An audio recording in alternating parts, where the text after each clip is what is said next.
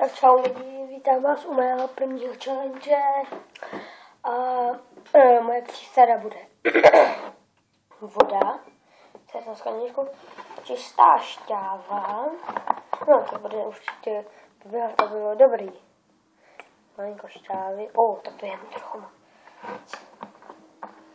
No. A špetku mlíka.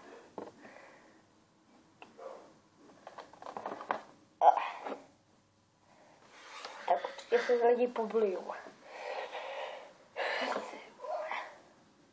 Ty pič. No není to špatný.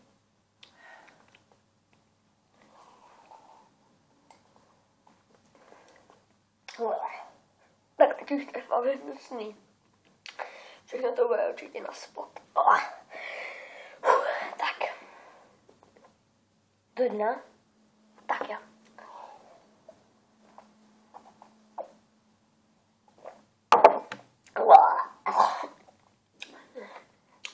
No, a to byl můj první challenge, lidi.